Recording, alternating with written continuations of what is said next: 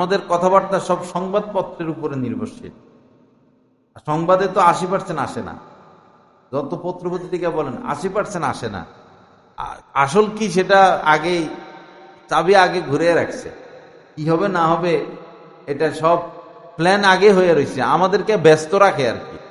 এক একবার এক এক ঘটনা ঘটাইয়া ব্যস্ত রাখে। ওই যে বাচ্চা একটা কুয়ার নিচে পড়ে গেছে, উঠাইতে পারে না, মানে একটা কিছু একটা করবো তারা, তো সবার মন রে দিছি কি এদিকে ঘুরাইয়া, যে বেকুব জাতি না আমরা, তোরা এটা নিয়ে গবেষণা কর, মিডিয়া টিডিয়া ক্যামেরা সেনাবাহিনী সব এদিকে, এরা যেটা করার কাম সারা ফেলতেছে।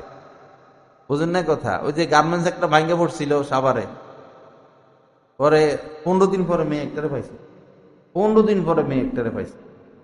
এটা সম্ভব কথা? পরে পুরা দেশের মানুষ শুধু মেয়ের ক্যামেরা ট্যামরা, মেয়ে মরে যেতেছে, হা হা। পরে এই সারা দেশের মানুষের নজর হইল মেয়েটার দিকে, এদিকে হেরে যেটা করা কিন্তু ওই সুযোগে করে ফেলতেছে। আমরা বেকুব জাতি না? সবার নজর মেয়ে, আলোচনা সমালোচনা, সাংবাদিকদের সাথে দেখা করতে দেয় না, ধরে ফেলবো না। পরে সাংবাদিকরা এক ফাঁকে বলল 15 দিনে তো আপনার নখ বড় বড় হওয়ার কথা, নখ দেখি ছোট ছোট। 15 দিনে তো নখ অনেক বড় হইল না, তো নখ তো আগের সাইজে আছে, তো খাইলুনি ধরা।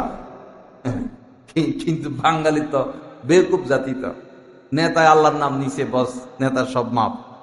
নেতা আল্লাহর নাম নিছে, নেতার কি সব মাপ। আল্লাহর নাম নিয়েও জালিয়াতি। কেউ আল্লাহর নাম নেয় না নাস্তিক, আর কেউ নেয় আল্লাহর নাম নিয়ে জালিয়াতি করে। আল্লাহ হেফাজত করেন, সহি বুঝ দান করেন। এখন